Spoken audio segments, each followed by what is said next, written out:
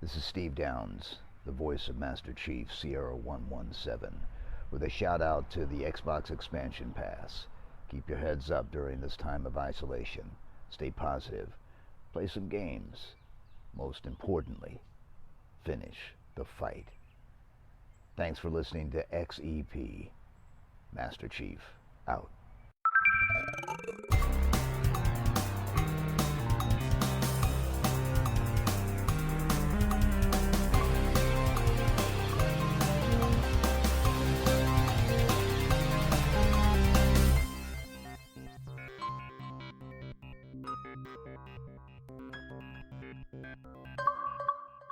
Welcome one, welcome all to episode 83 of the Xbox Expansion Pass, recorded on Monday, May 24th, 2021. I am your host, Luke Lore, the Insipid Ghost. In this episode, we discover EA's latest studio venture. Microsoft and Bethesda have solidified their E3 plans, and we find that WB Games is yet again looking to be acquired. After that, we're joined by Giuseppe Franchi of 34BigThings to discuss how his studio created Redout, the fastest anti-gravity racer available today. Enjoy. Yet another week of gaming is upon us and behind us. Welcome to XEP, discussing all things in the gamerverse as they pertain to the Xbox ecosystem. And as I am wont to do each and every week, I like to start the show by offering words of kindness to those who have made my gaming week better. And this week, the words of kindness go to listener Crazy Legs. Crazy Legs was kind enough to enter into the Mass Effect Legendary Edition giveaway that we did over here on my socials, over at Insipid Ghost on Twitter. He was doing iTunes reviews and retweeted it, etc. He won that. But then when I reached out, gave him his code, he had some very kind words for me about XEP, about how he and his son both listen to the show. And so shout out to you, Crazy Legs and Crazy Legs Kiddo. I appreciate both of you guys listening. I should let you guys know that I often don't share the giveaways that I do here on the actual podcast. I like to save that for the social space, as it were. And I'm on a quest to get 70 iTunes reviews. I think we're sitting comfortably at 63 right now. So we're getting kind of close and getting up there, which is great. But moreover, thank you, Crazy Legs, for listening to the show. I hope you have a wonderful rest of your week. Let's get to some news. It was announced this past week by AT&T that Warner Media and Discovery would be merging into one organization, and this, of course, has big implications in the gaming space, or at the very least, it could, as WB Games is looking to be shopped around in different places. Axios Gaming's Stephen Totillo picked up a few statements here and there, one of them saying, quote, "Some of the gaming arm will stay with AT&T and some will go with a new company," end quote. That was a spokesperson with knowledge of the merger, and Stephen Totillo notes in his article at Axios that there are 11 studios housed within Warner Brothers Gaming, Warner Brothers Entertainment, WB Games, whatever you want to call it. And you are likely familiar with quite a bit of these studios. NetherRealm, of course, known for the Mortal Kombat and Injustice franchises, and heavily rumored, I might add, to be working on a Marvel fighting game. And I bring that up because even Ed Boon is in on the joke, and that seems to be very telling of sorts. Of course, you might know Monolith, famous for the Middle-earth and Shadow of War games there. Rocksteady, known for the Arkham series, as well as the upcoming project Suicide Squad to Kill the Justice League, of which I am very nervous about. WB Montreal, the one that I have all the eyes on, known for Gotham Knights and Arkham Origins. WB San Francisco does their mobile stuff, and TT Games, who make all the Lego games, and all eyes are on them for their upcoming Skywalker saga in the Star Wars pantheon. So there's a lot to be had here if this does indeed take place. If we see studios get split up, if we see IP get split up.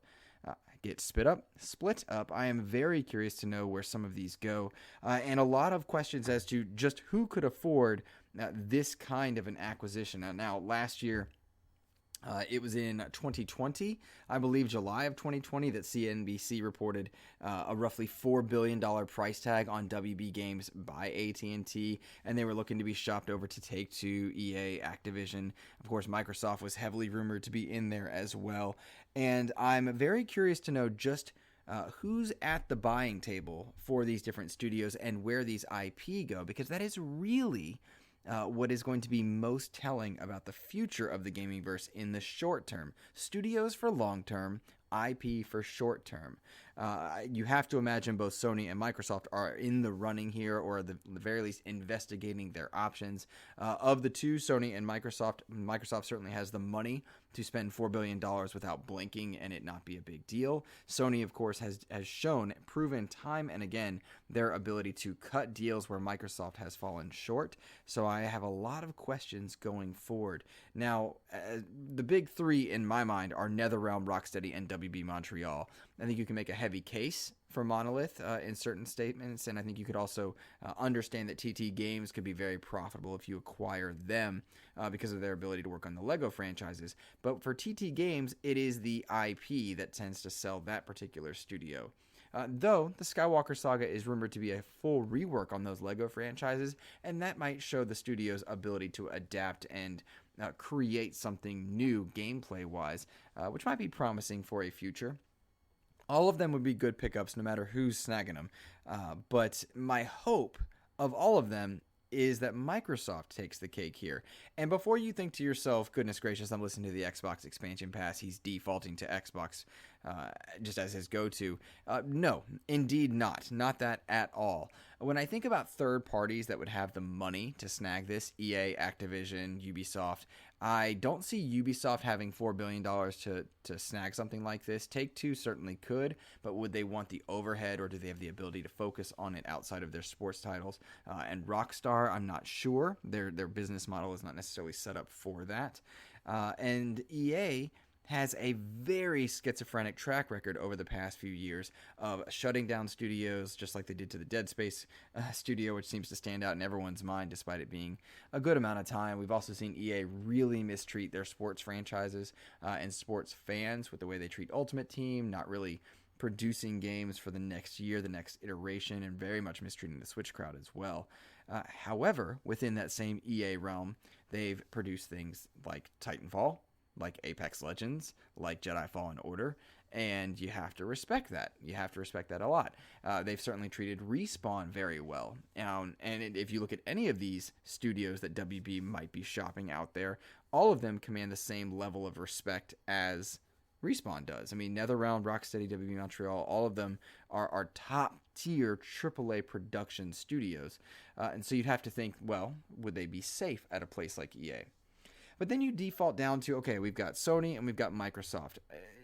Ignoring money, because the money would automatically go to Microsoft, we have seen time and again over the past few years that Microsoft has studios under their acquisition umbrella that enter the playfold and report good things. They are acquired, and they seemingly continuously report that they're being well treated. Even outspoken developers like Tim Schafer are saying good things about being under the Microsoft umbrella. We've also seen a healthy amount of production coming out of those studios, with a lot of teams working within each studio and saying that there are smaller projects, things like Grounded are going very well, things like Outer Worlds are going well, to the bigger stuff that's going to be years away, being very well respected. I take that as a sign of encouragement, at least from the outside looking in. To the counterpoint, we don't actually know just how well Sony treats its developers. We've seen studios shutter, we've seen studios being opened, and it's really a lack of reporting that casts a doubt in my mind. I don't hear anything about Sony being a bad place to work, that those articles, those Schreier-esque articles, don't seem to come out. There was a crunch conversation that seemed to surround a bit of Last of Us 2, and then you look at the quality of it, and you have to wonder who's speaking, how they're speaking, what's going on there. But I don't ever consistently hear that Sony is actually the problem in those cases. Moreover, you have the idea that Microsoft is willing to delay games in order to let them be developed versus rushing them out the door. Halo Infinite, the most recent example, and then reports of late that Starfield's not going to be rushed this year as well. So I really wonder just what's getting shopped and what IP are getting shopped. The biggest aspect of this that makes me worry is the idea that the Batman franchise could potentially go to Sony as an exclusive.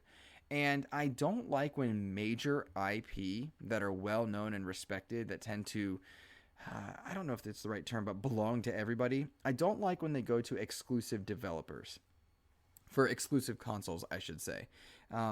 It bothered me in the developer side when Star Wars went to EA only. That really, I don't think, helped that franchise. Despite the recovery of Battlefront 2, I don't think it helped Star Wars fans get Star Wars experiences. Moreover, when you look in the superhero genre, the idea that Batman belongs to WB Games right now, WB Montreal specifically working on Gotham Knights, if Sony were to gobble up Batman, they would own the two most profitable superheroes under their console space, which is great if you're a PlayStation user. But if you are not a PlayStation user, I really worry about the idea that of your ability to have access to those characters. In fact, Spider-Man, I really feel belongs on every console. I really liked that we saw Spider-Man existing in Ultimate Alliance 3 over on the Switch. I don't like the idea that he can't exist on Xbox. When it comes to things like Infamous and God of War and Ghost of Tsushima, Halo, Gears of War, I understand why those particular characters in games and franchises would be specific. But I don't like the idea that a Star Wars, a Batman, a Spider-Man could be sectioned and cordoned off to only belong to certain console spaces. So my hope is that if any of the console makers is to gobble up WB Games or the Batman IP rights, it would be Xbox, so that there is a bit of competitive diversity in where you find these games. I worry sometimes that the conglomeratization, that's a big way to put it, the idea that one company might have everything, that does worry me a bit. Even in this delivery space of subscription services, I think there's an inherent difference between having lots of studios making lots of games and occupying and holding all the notable IP of a certain genre. Now, the caveat being, do I think Sony would treat the Batman license well? Absolutely. Would I buy Batman if it's on a Sony product? Absolutely. My PlayStation 5 sits over there. It is my exclusive machine. I am so looking forward to many, many different IP, including the next Spider-Man experience. And if I had to be, the next Batman experience for sure. But I don't want all the superhero stuff to end up on just one place. NetherRealm, Mortal Kombat belongs everywhere. I would hate to see a Street Fighter V situation where you could not access your favorite fighting game unless you had a certain console. Certain things I don't think should be exclusive. That's my dog over there. She's equally excited by that as well. I do want to note real quick, Suicide Squad Kill the Justice League. We talked about that a bit on Cast Co-op 5 as well, and a lot of this was covered in Cast Co-op 5. If you haven't checked that out, please do so. I really, really worry about that game. I am currently rediving into Marvel's Avengers with the next-gen upgrade and some of the newer expansions they put in there that I had not touched for a while. And while I'm enjoying elements of it, really surprisingly so, I might add, I just don't want a games as service to happen with the superhero genre. I just don't think it works very well, at least not in the versions we've had so far. So here's hoping Rocksteady changes course, as it were. Yeah. All right, cool. Let's pause there.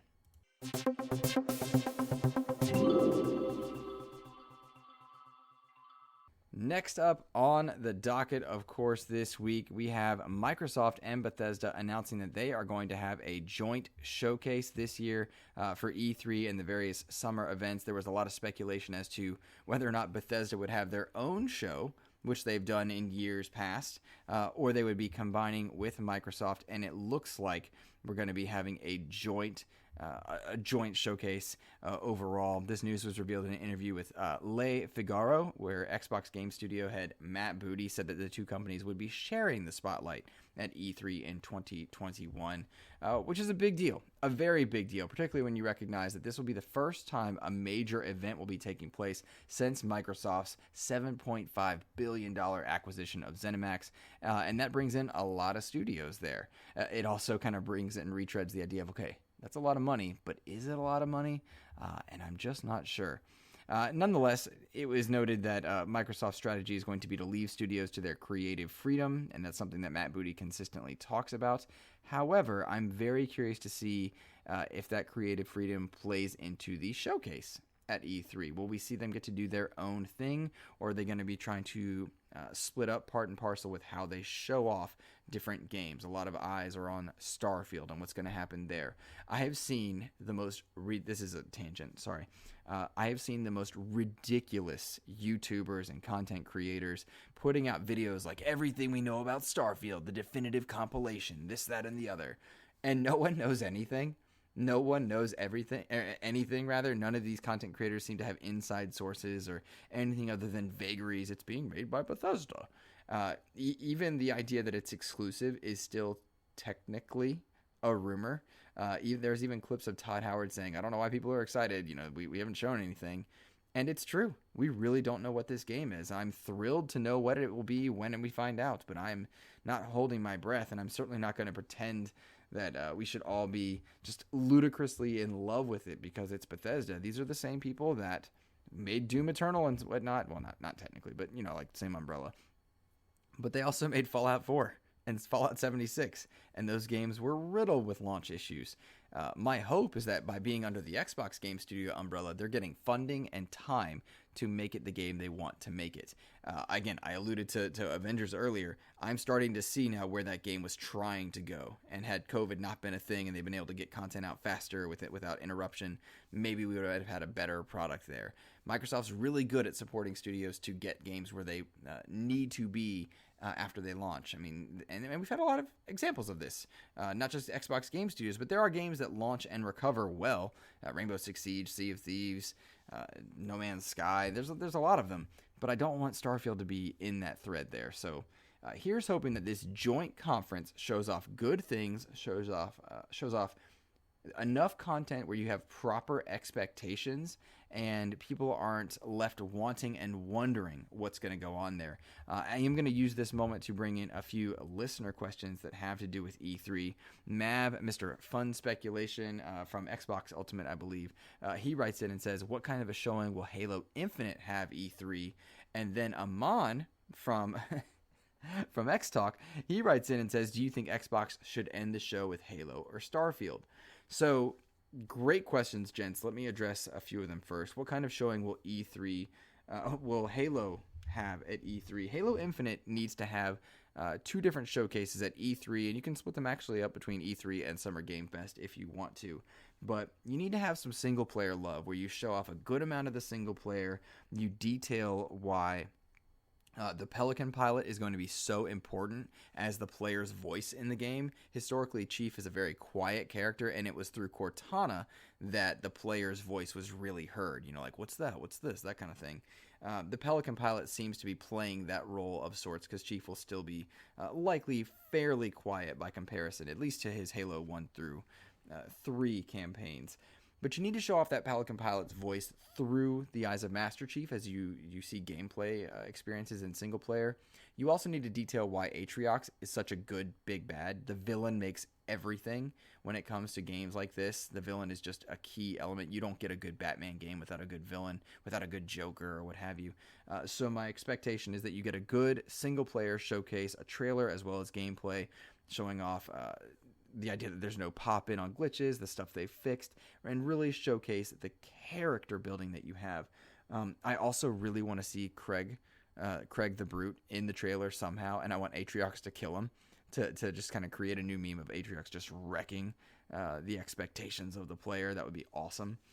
And then quite separately, Mav, you need to have a multiplayer showcase where you're showcasing what is so special about Halo Infinite's multiplayer, what you're doing with things like Big Team Battle, what you're doing with things that maybe the Halo fans that are enjoying the game in Halo 5's Warzone, which you can't now call Warzone, thanks to Call of Duty's massive success, 120 million players in Call of Duty Warzone. What are you going to do there for those players? What are you going to do for the players that are enjoying the suite of options in Master Chief Collection? How does Halo Infinite work with the Master Chief Collection, if at all? You need to showcase those things, perhaps throw a date out there for a sign-up beta, what have you. If Battlefield 6 is going to be getting a release date in Summer Game Fest or EA Play, which is in, I believe, July, maybe you need to tease a Halo Infinite release date and recognize that you don't want to put Battlefield 6 right next to Halo.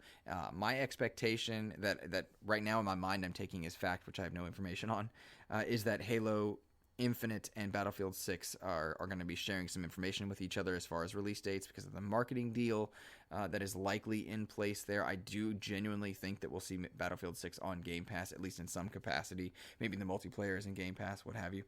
So there needs to be a spacing issue. Perhaps you get a release date there. I'm not too sure on that one.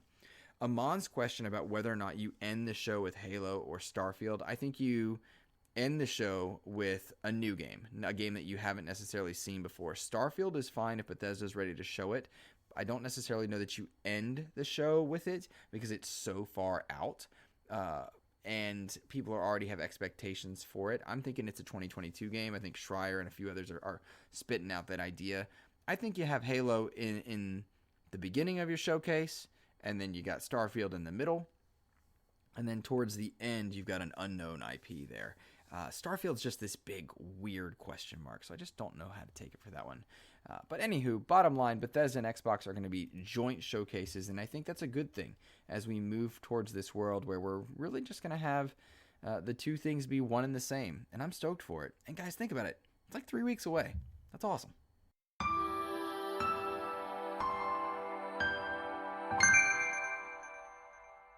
This next story is one that I just kind of came across as I was perusing the old Twitterverse earlier this past week.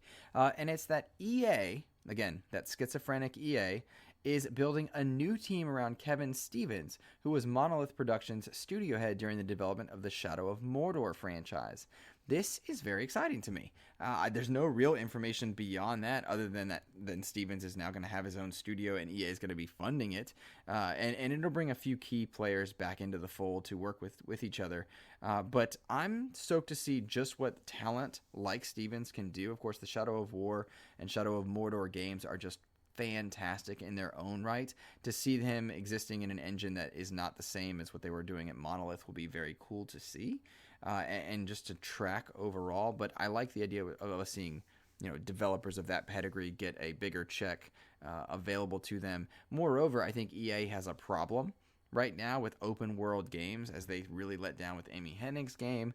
We saw a few other canceled projects in the open world series. We've also seen them, how do I put this, fall short in a couple different categories, and I've really talked about that schizophrenic idea. They've shuttered a lot of studios over the past few years and defaulted them into mediocrity. So my hope is that with talent like this coming in, we see something new, a new direction for EA.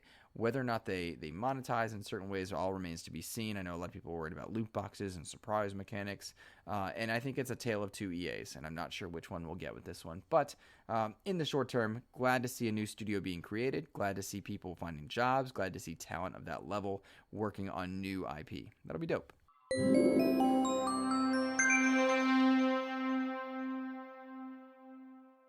Alrighty guys, let's get to a review of sorts. Resident Evil 8 Village. Goodness gracious guys, I know I teased it last week when I was talking with Asa Green River. I said that I wasn't overly thrilled or scared on the game at first. It was certainly of high quality. I stand by that. The game is absolutely fantastic.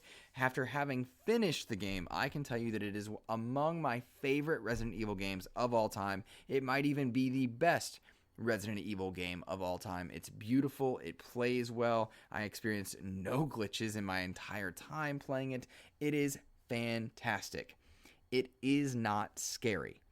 So take that how you will right there. I made the analogy in a couple different places, and perhaps you've seen it on socials, but very much Resident Evil 7 Biohazard is the alien of the games, whereas Resident Evil 8 Village is the aliens of the franchise. Aliens, of course, is the action-driven sequel to Alien, which was more horror-driven and quiet, and that's really the case here. Resident Evil 7 is a fantastic horror game in which you are consistently underpowered and on the run and making your way around an area that is super dark.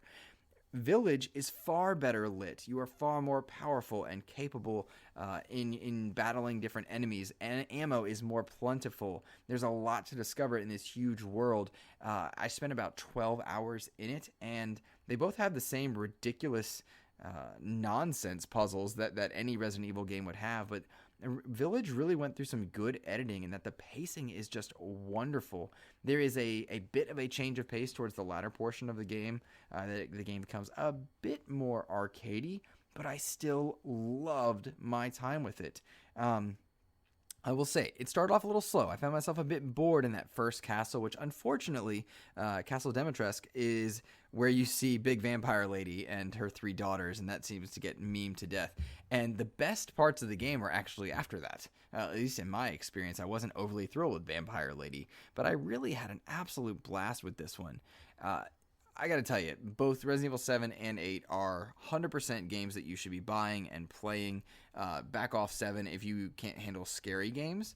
That said, I still think it's worth it to power through to just play just an incredibly high-quality game. Incredibly high quality? I don't know if that's good verbiage there, but I absolutely loved it. If you enjoyed 7, you may love 8. If you loved 7, you may just enjoy 8, but both are just 100% well worth your time. Buy them at full price, $60, $70, whatever your platform of choice is. I was playing this on Series X, and goodness gracious, that RE engine shined. It shined on an OLED TV. It was just nuts. Absolutely nuts.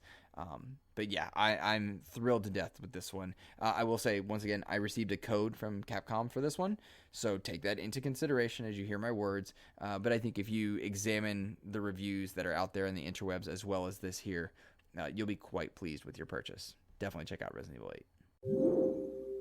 This is Paul Bettner, creator of New Super Lucky's Tale, and you're listening to the Xbox Expansion Pass.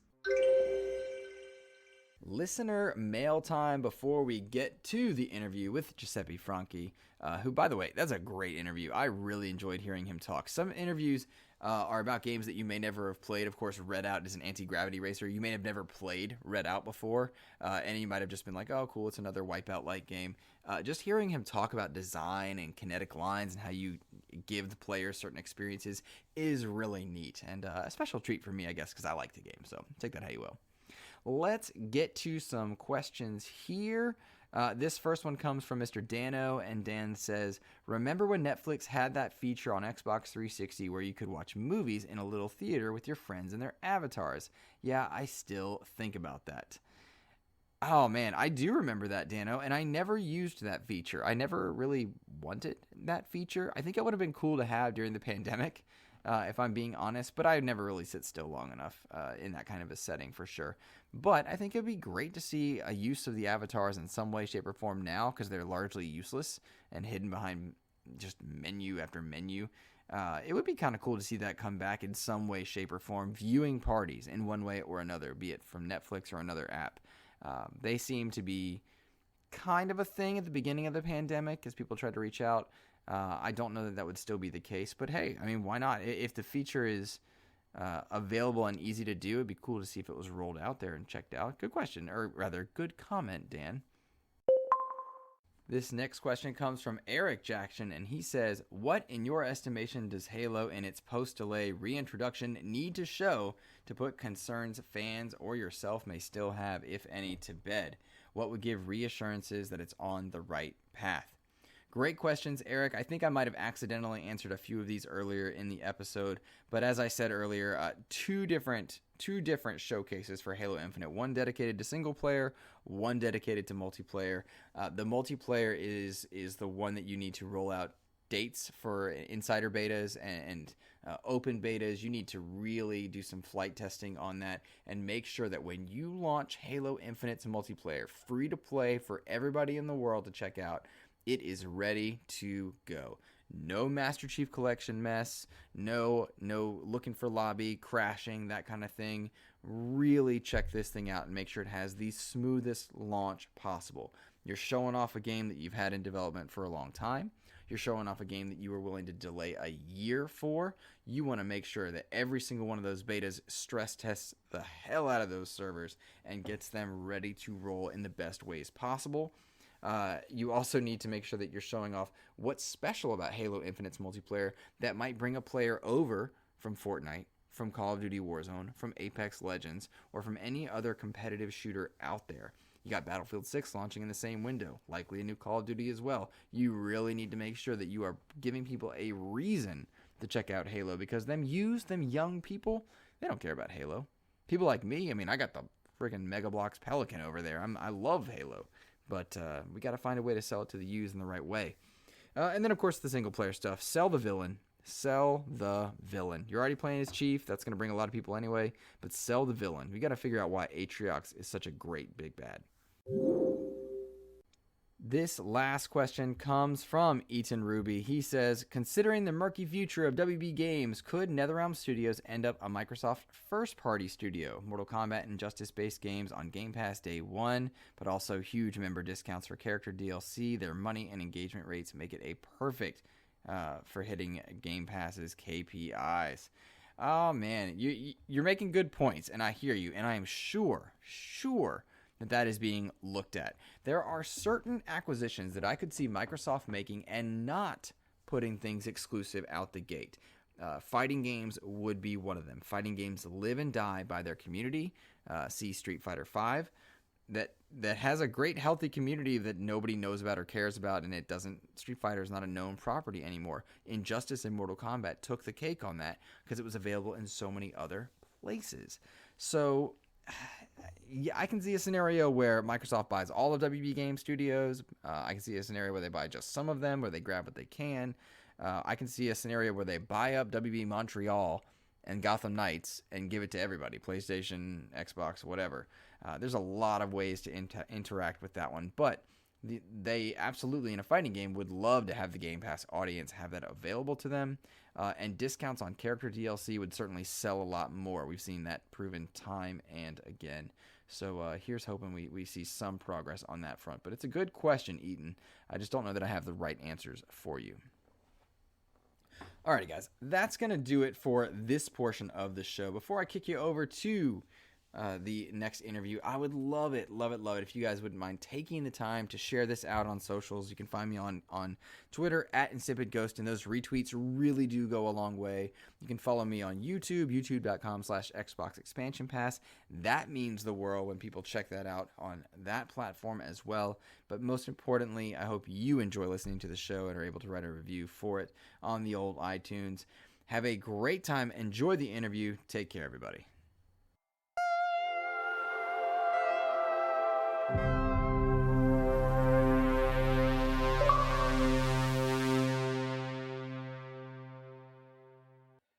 Well, I'd like to welcome now to the show, all the way from Italy, lead game designer and co-founder of 34BigThings, Giuseppe Franchi. Giuseppe, thank you for being here. Thank you for inviting us, us, 34. I speak for the group. I'm ecstatic to have you. There you go. Hey, that's what we want. You should know that I have spent this entire morning and many mornings before work playing Redout, going through hairpin turns, listening to incredible music, and cussing a lot as I run into the sides. I cannot wait to talk about the Redout franchise with you. But first, I thought it would be appropriate to get into your roles. You have the title of lead game designer and co-founder of 34BigThings. That is quite the resume right there. You helped found the studio in 2013. Is that correct? That is correct, yes. 34BigThings was originally founded by me, Valerio Di Donato, and Giacomo Ferronato. There are other two Italian guys that we met actually studying abroad. We took a master's degree in games in Copenhagen, so we're actually expats. And then there we basically met. We tried to avoid each other for as much as possible because we didn't go all the way to Denmark to actually talk to other Italian people. And then at the end of the master, we actually got together for a little gig, something that would pay rent while writing the thesis, and that went really well. And then we decided to keep working together. And I'll cut it short. We went back to Italy, basically rented a home together with a shared living room, and we worked in the living room for a few months. And that's how 34BigThings originally started. And I was let's say, I kind of took the title of game designer because I was studying games in the branch of game design, while Valerio and Giacomo were studying technology, so they were actually coders full time. I have background in coding as well, because when we are three people, you can't really afford everybody has to be working in the engine on the code at some point. But I was just let's say I was the game designer because I was the worst at coding. Let's put it like that. Oh well, if the founding of the studio was in 2013 and we're looking at 2021 at the time of this recording, that's almost 10 years in the industry. Has your coding gotten any better? It got really worse, actually. It got really better at the beginning when I was actually forced to do stuff. But then, as 34BigThings expanded, like we took in more people to actually do some extra gigs and actually focus working on our games. The Mm-hmm. first of which was actually Redout. They were so much better than me, so why bother? I actually decided to focus on something else, something I was better at. So I basically, you mentioned earlier, like cussing at slamming into walls, on Mm-hmm. Redout. I was mainly responsible for that because I was the one who designed all the tracks and basically tweaked the driving model. So that's entirely on me. Well, I'm very angry with you for a Yeah, couple of those tracks, but I will tell you what, Cairo is my favorite, and I absolutely adore that track. So thank you for that one in particular, I'll say. you're welcome. I'm overjoyed to hear that. Yeah. So you guys started off as a fairly small studio, an independent studio at that. Where are you guys at a size now? We are actually growing. We are about 36 people. 36 people, and that's a big, big difference, I suppose, than being getting an apartment together straight out of university. Yeah, very much so. Actually, it was. It always felt big, like working in 34BigThings for some reason, because like the three of us lasted for just a few months. Then we took another guy in, that is Marco Tansini, Hmm. which became one of the co-founders as well, because basically we couldn't afford it to pay him the wage he was actually worth. So we just offered him to jump on board, and fairly shortly after that, we hired two people Hmm. that could actually help us in making games, because we were focused pretty much all the time on paying rent. So we Hmm. actually decided to work some extra hours, taking a little extra two extra contracts, and then hire these two people so we could actually start working on our own games. So in a relatively short time, we were up to 6 people, and that already felt like big to me. Hmm. It was really a matter of time. Then I don't really know how it happened, but like we just acted as a catalyst for so many talented people that were around here in the area. We were extremely lucky. Hmm. Um, and then during, I would say, the first 18 months, we were up to 12 people, all in the living room, by the way. We're Wow. just setting up desks or after desks after desks, and how can we squeeze another desk in here? And it became really crazy. It was like it was not a home anymore. It was really weird. At some point, we decided we needed a real office when like Valerios decided to move the desk on the balcony because it was hot. It was too hot to work in there. It was July, and he said, "You know what? I have to like, I'll work from outside." No, okay, guys, we need an office now. So I would imagine being so different from where it is now, and the team being so big, having an office. Do you kind of look at that as a surreal thing? Like, is it odd for you to realize? I mean, it's still odd for me to realize that I'm here talking to you, and that there might be people out there willing to actually know where we come from. So everything feels extremely weird. It never ceased to be. Interesting. Oh man, I can just imagine.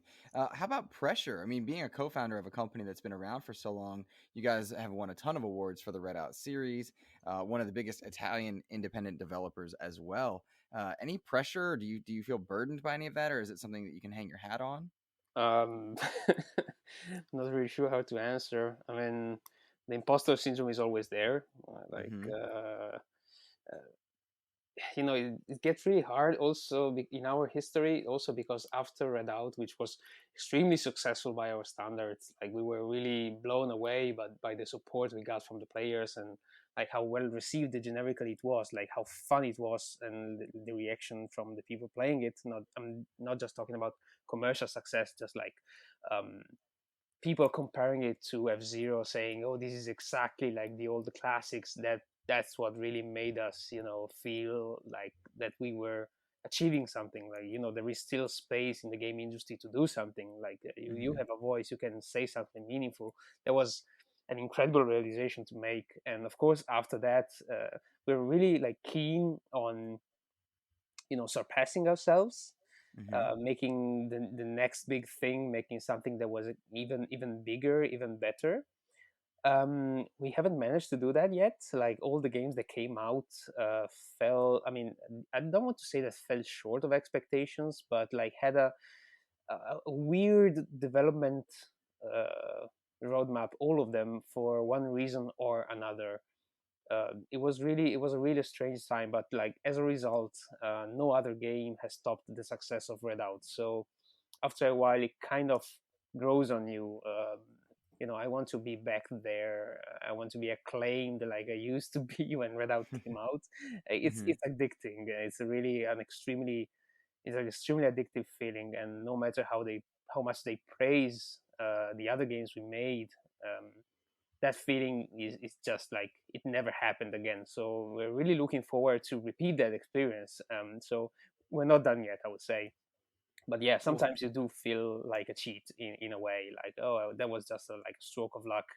But again, we are growing. We are almost 40 people now, so every day I keep reminding myself that it wasn't. Like, we are the studio is so much better than it's ever been. Like, we have some extraordinary people on board now. We have a production pipeline that is extremely solid, and I'm really proud of where we stand as a team right now. And I can't wait for our new game to come out and actually prove it. We are going to get to that in just a minute, but I want to give context for listeners, because you're talking about this, it feels like a stroke of luck, and I want to assure listeners it's not. Redout came out in 2016 on Windows, and then in 2017 for consoles, Xbox One, PS4, and it's a racing anti-gravity racer in the vein of Wipeout, F-Zero, Extreme G, and that's what drew me to the game as well. There's also a Switch port that came out fairly recently. That game is by no means a stroke of luck. And you guys talked about, or rather, you said that in the beginning you were taking things to pay bills. That's by my count, 3-year development cycle from the founding of the studio to the release in 2016. Is that accurate, or is my math wrong, or where am I missing? Fill in the blanks for me. I'm really bad at keeping tabs on dates and stuff, but you can say that, yeah, Redout was basically a 3 years development project, because I remember distinctly, like, 34BigThings was founded January 15, 2013, and Redout came out by the end of 2016, about September, if I'm not mistaken. So it was originally scheduled to be a 1-year project, but then it grows so much, like, it grows so big that we actually decided to launch another game before that, to actually test our go-to-market strategy. Learn how to go on Steam, learn how to sell your game digitally, because that's an area that we were not experts in, and we didn't want to squander the potential of the game with a botched launch. And so we made another smaller project that is Hyperdrive Massacre. That is actually our first released game. Really? Yeah. And so we developed that in about a year, I would say, across 2015. And then after that was launched, we decided to Redout completely, like, wrap it up and launch it. Interesting. What lessons from Hyperdrive Massacre did you learn that helped you with Redout? Going to market is a full-time job, like, is a profession. Getting to know how to establish relationship with the platform holders, how to navigate SDKs, integrate whatever support is needed for consoles, for example, controls, rebinding, leaderboards, APIs. There is a lot of work behind the scenes to actually get to different platforms, and I think that the Switch port kind of proves it, given that it took a while. And that was the first thing. And the second thing, sorry, it's you gotta actually hit a good time for actually go to market, especially in a crowded market like PC gaming. And whenever you have a chance on a lesser crowded platform, for example, like the Switch, if we were a little bit more timely, it would have been great. By the time we got there, it was already like a little full of games, but it's really cool for a developer to actually get to a new console when the catalog is not that crammed with titles. Exposure is almost everything. Like being on the storefront is almost everything. We often get listeners writing questions to developers about being on those storefronts for different platforms, Xbox, Steam, Switch, what have you. Is that a special thing that you have to negotiate when you're trying to bring something to market, or is it luck? How is it that you go about getting your game in front of people on a storefront versus, say, social media campaigns or having influencers or the things like that? Well, the storefront is owned by somebody, so they basically can do whatever they want. It's like having a shelf. Like which products I put on my shelf, it's just like my decision, and I'm gonna put those products that like are supposedly going to sell more. So that helps. Like if you have a track record, that helps. So in this case, having launched another game, no matter how small it was, really helped us in negotiating for Redout, and being at every possible convention also helped us in establishing relationships with actual people. So when Redout launched, we spent 2 years going to each and every possible game event in the world. Like we went from Las Vegas to San Francisco to Chicago to Europe, Berlin, Milan, um, Asia, whatever you mentioned it, we've been there, and it was really important to actually. So when you write a mail and write 34BigThings, we're launching Redout soon, they actually remember you. They saw your game, they might have liked it, so you have a chance. Does that not being able to go to conventions in pandemic times, does that change your approach to launching new games? Not for us that much, because we already done that that part of the heavy lifting. So in a way, people already know us. I guess it's a huge burden for independent developers that are actually emerging now. I wouldn't know how to tackle this issue if I were in their shoes. So it's be nice to indies in this period, like because as a consequence of what I just said, you might have to dig a little deeper in the catalogs in the next month, or right now. So go buy indies and support them, because that's a whole channel of self promotion that just went away and wasn't accessible for the entirety of last year. So I'm imagining that like emerging studios are having a hard time on that front. I can imagine so as well.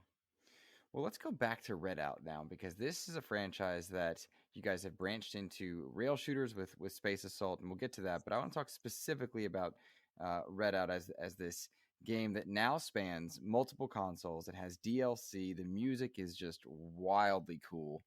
There's VR support. So many things we can talk about on this front. When you launched the game, what were you most proud of?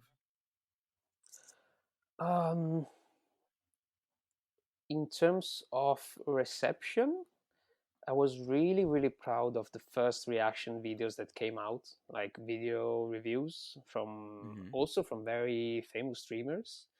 And I remember we were at the office, just like all around the single desk, and watching the reviews as they came live. Just one guy would shout, "Hey, Total Biscuit's review of Redout is online," and we just all gather there and listen to what they had to say. And like it was really, really. I'm a loss. I'm a little bit of a loss of words here, also because I'm not a native speaker.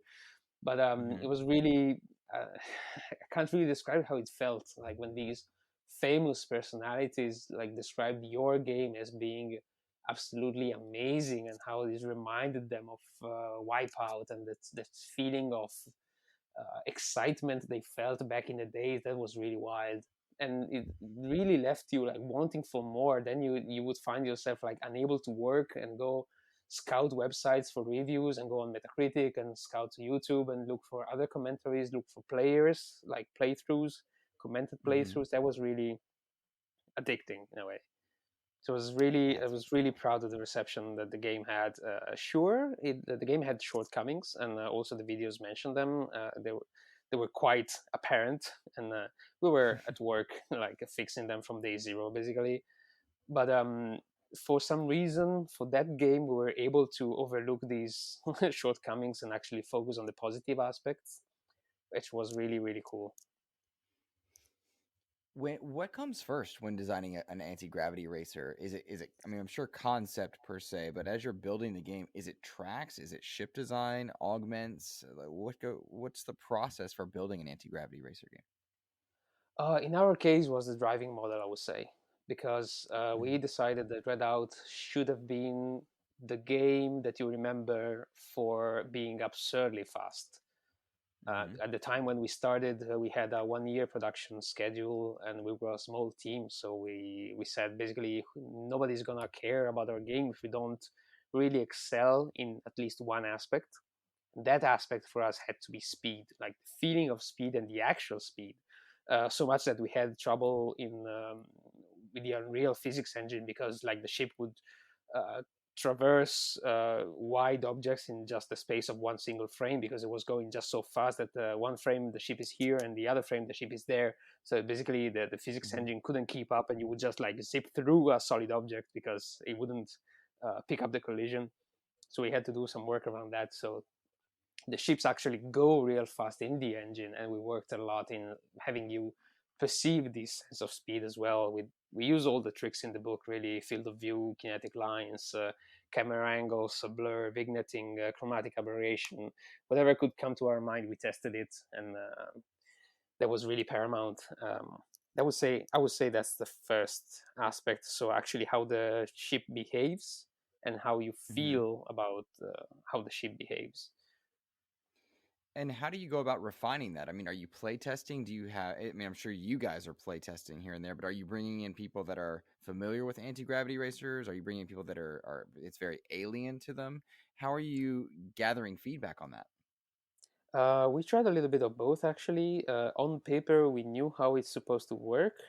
In practice, we did not. So basically, we had a bunch of people come into the studio and play our game, and in hindsight, we were completely unable to actually grasp the message that they were trying to convey us.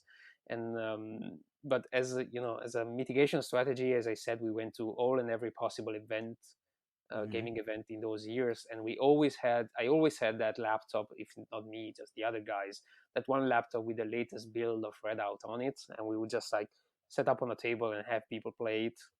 And I distinctly remember I was in Las Vegas for the Evo, Hmm. um, and we had these awesome hardcore players, like fighting game players with their own custom controllers, there for the tournament, that would come in and stop and play Redout. Like watching them struggle with the driving model made me realize that, okay, we are too close to launch. This is still not accessible enough. We've done a Hmm. ton of playtesting already, and we didn't catch that. So we basically couldn't wait to go back home and actually fix it, because it kind of clicked. There was really a sudden moment of there was an epiphany there. Hmm. So we went back home. I talked to the others. We worked on the driving model a little bit, and out came Redout as you know it. It used to be much more, heavy, much more sluggish. It was like harder to make turns, and Hmm. we wanted people to actually drive. So if you see a sharp turn, you're supposed to actually, think about a way to go around that corner. So actually brake a little bit if needed, and then jump in the corner, use the strafing as well, and think about the racing line and whatnot. But Redout is not that. Redout is just like speed, adrenaline, and accessible immediate control. So it basically took the entirety of the driving model, and we basically doubled or tripled the power of the steering speed and the strafing speed. So the ship Hmm. would be like extremely responsive, and that was basically the major change that playtesting led us through.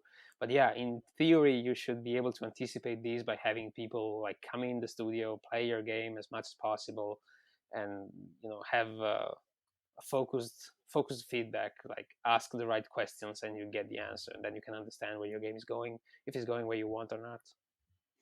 It's so funny you say that because it was the strafing that I was ignoring when I was having the most problems with it. And once I figured that out and it clicked for me, my entire approach to maneuvering around the tracks changed. and I was far more successful, I might add. But it clicked over for me in that moment, and that seemed to set the game apart from other anti-grav racers in certain respects. And that's just, I think, the coolest feeling is when a game like that does click for you. So I thank you, I suppose, for that effort, I'm very I happy to hear that. I might be, yeah. I mean, I might be biased, but like whenever I play another racing game, I instinctively like look for the strafing option as well, even though I Mhm. perfectly know that like very few games have that. Now it feels so natural to me. It's weird to like driving racing game without having a strafe button. Yeah, it's. I mean, it's an interesting concept too, uh, I find that little tweaks, very small tweaks to my approach in many racing games, not just Redout, will make the biggest difference between first and last place. Redout in particular, because there is that sense of speed. Now, you mentioned some of those tricks and buzzwords: field of view, chromatic aberration, and a few others. Um, can you kind of pick one or two and just elaborate to listeners on what some of those tricks are to make you feel like you're going fast? Oh, let me think a little bit. Well, one pretty obvious, I would say, is kinetic lines.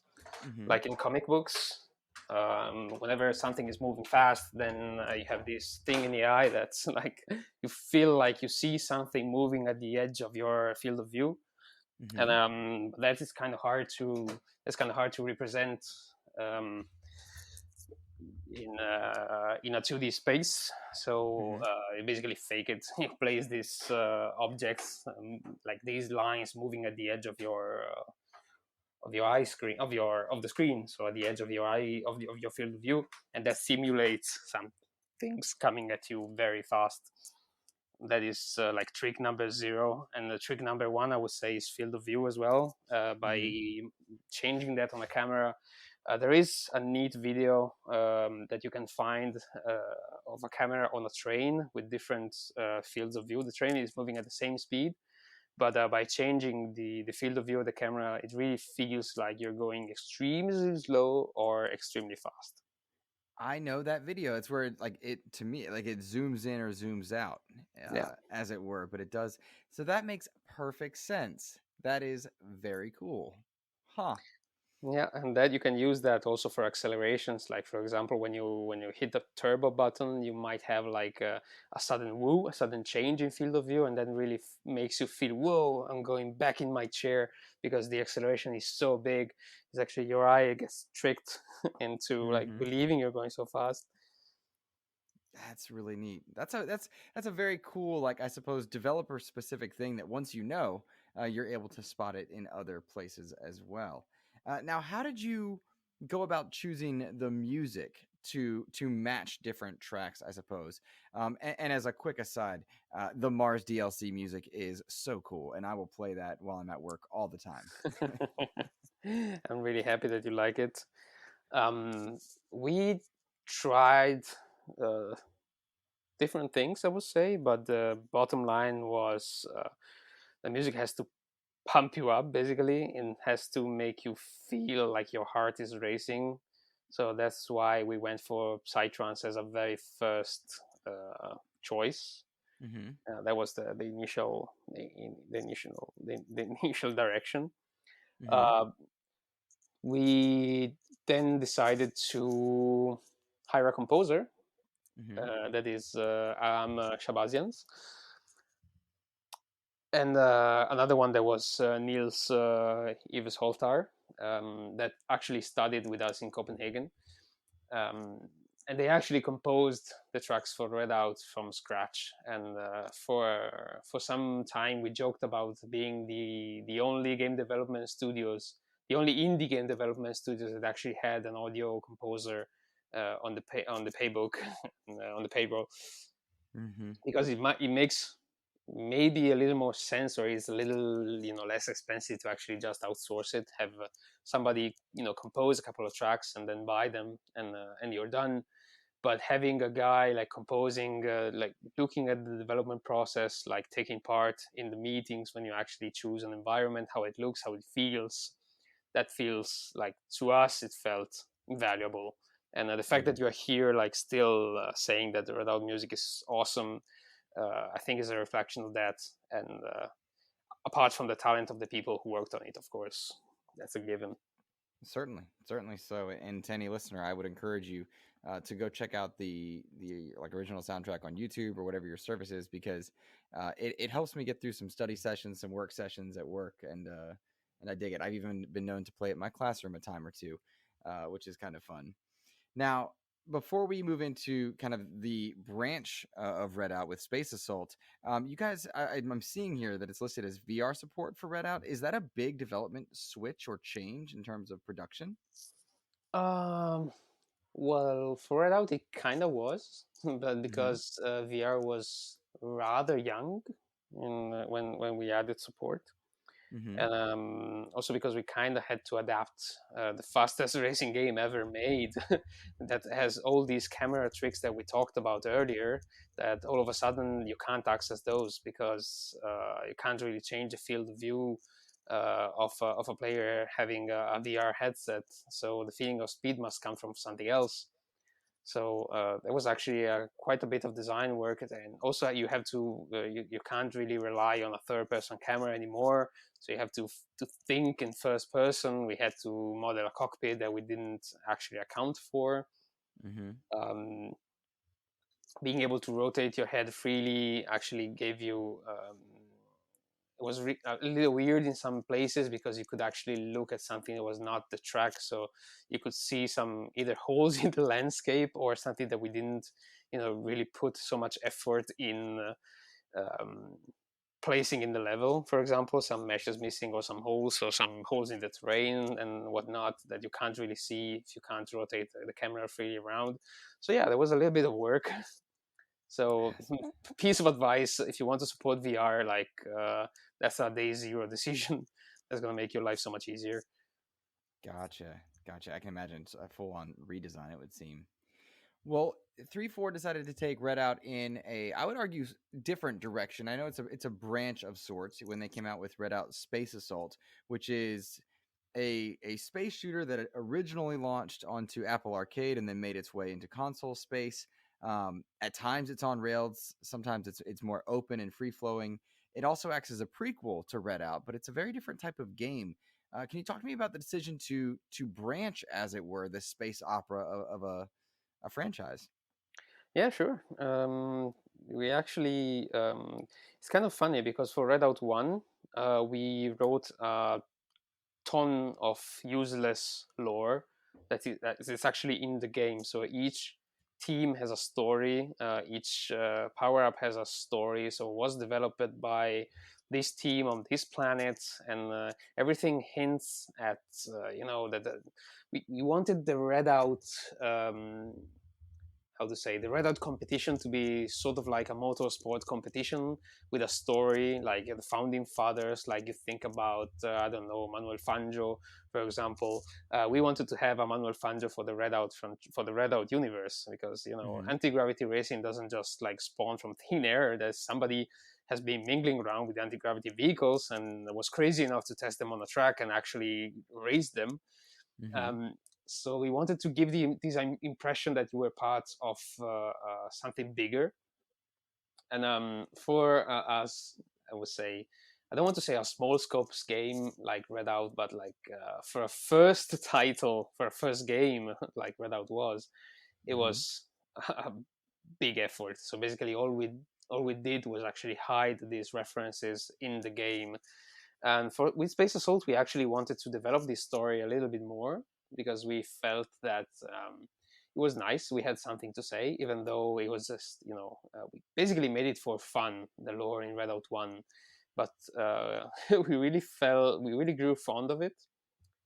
So apparently, Redout happens in the future. Humanity has left the Earth because we basically ruined it, like we are doing pretty much, and went over to race on the moon, on Mars, and all the other planets we luckily moved on. But like moving an entire civilization is no piece of cake. So we thought, what happened during this massive exodus? Like, where did people go?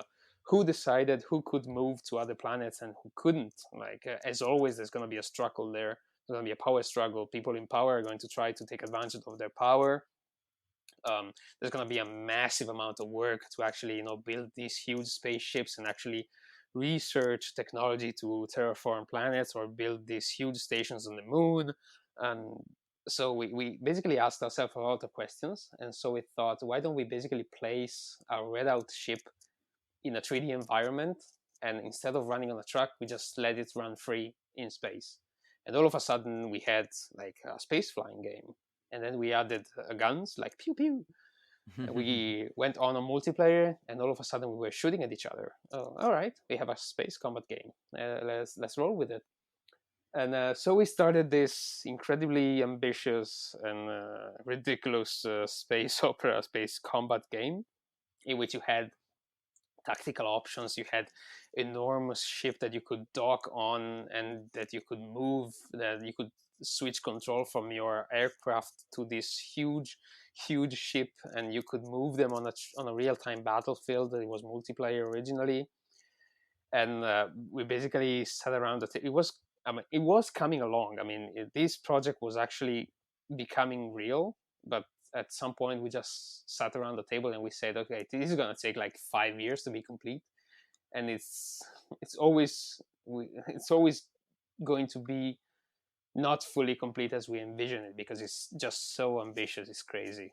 So do we go down this path, or we actually what do we do? And then this call from Apple came in, and that they were basically, the Apple Arcade service was launching, and we had this crazy, might sound crazy, idea to steer the entire production towards a more accessible type of title. We wanted to say, with Redout, we actually tried to involve a very hardcore audience, because Redout is not a simple game. Why don't we try to actually make it accessible for once? Like, why don't we try to target a different type of audience, on a different platform that is mobile first in this case, and see how it goes. See how much we can simplify the game loop but keeping it cool and keeping it interesting. So we already had ships, guns, missiles, enemies, AIs, assemblable fighters with different parts. And so we basically redesigned the entire system from the ground up to be scalable on devices that are a little, less powerful than a hardcore PC game. Sorry, a hardcore gaming PC. Mm-hmm. And that's basically the short version of how Redout Space Assault came to be on Apple Arcade first. What about bringing what was effectively a mobile game that had to run on tablets, phones of all types, bringing that to the console space? Did that constitute a lot of changes in design or control? Actually, not that much, because we basically always play with a controller in our hands when we're at the office. So the controller for us is our natural habitat. So converting a control scheme for controller, I wouldn't even say converting. Like, we always had the controller in mind, even when we designed touch controls for touch devices. We always thought about how can this be mapped on a controller. That was always there. Also because, people also plug controllers on mobile phones, on Apple TVs, or on iPads. So we wanted them to have a good experience as well. That's awesome. It was very cool for me as well to boot up Space Assault, see a very different game, which was interesting, right? You see Redout, and my mind goes to anti-grav racing, and then I'm playing it, and suddenly I'm thrown back, not to Wipeout or F-Zero or Extreme G, but I'm thrown back to Star Fox and kind of that style of a game, which is neat. It's like you're paying homage to my childhood in some ways. Are you guys happy with Space Assault? That's a weird question to ask, right? Yeah, I'm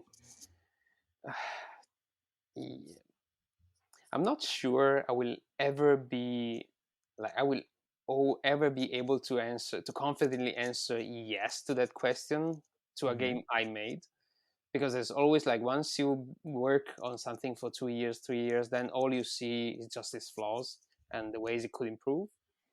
But what I'm very proud of is the effort of the team, because I didn't mention that this entire rework came through basically 3 months, because we didn't want to miss the launch window for the Apple Arcade service.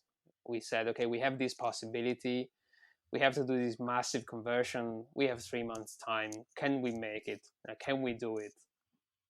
And the team said yes. And it was something I would not recommend because like crunch is bad. It's very bad. But that was also very soothing in a way that we had. I mean, given the current games work culture is not really healthy to say that, but we basically were working at the office each and every Saturday, and we were just like grilling on the roof of the office for lunch each and every Saturday. We just go to the market, buy a bunch of stuff, and then put it on the grill. And so at least we had that small compensation for the team for the extra time and the extra effort they put in. And then, of course, as soon as the game came out and that went well, we tried to do some extra compensation as well. But the real good thing for me is that like nobody really complained. Like they were all on board, which is something that is really dangerous to like romanticize if this word exists. I'm not sure, because you should be like you should stick up for yourself and ask not to do extra work, like say no to crunch, and your time should be rewarded.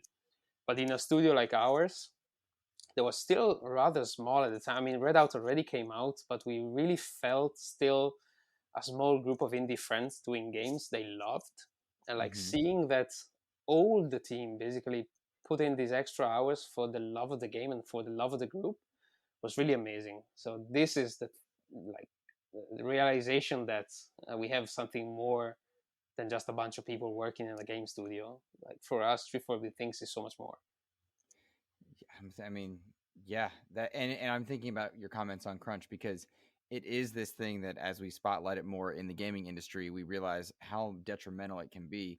By the same token, there are groups of people who are doing it via passion, not anything else but that passion, enjoyment, and what they loving and they're creating their art. So I appreciate the dual perspective in that. It certainly is enlightening. Well, as we start to close out here, certainly 3-4 is not sitting on their hands, and they're working more on future projects. I'll ask if you're able to talk about anything. I would love for you to mention what it is you're working on and what people should look forward to, if that's something that's in your roadmap to be able to do. I have this thing that I'm really bad with non-disclosure agreements. So like, like I always forget what I'm allowed to talk about and what I'm not allowed to talk about. So conservatively, I would say, yes, we're working. We're working on big things, as we always did. How appropriate given the studio title. Yeah. No, actually, it was... it's interesting. We're working on many things at the same time. As you may know, we got acquired by Saber, so we're now part of the Saber, the Embracer Group, and the Saber Interactive family, which was like extremely interesting for us. That now we can like boot up Skype and talk to Todd Ollenstead because he just works there, or like people who made history of video games. So they're just there and they're your colleagues. And that is very weird to us. I'm still getting used to it, but it's also an extremely fun feeling. That is taking time for us to adjust to this new reality, but it's also extremely exciting. We are, as I said, we're making plans. We are hiring new people. If you go, by the way, if you go to 34BigThings/careers, we have some open positions, and Italy is sunny, the food is good. And we're also planning on a bigger office that we are just renovating at the moment.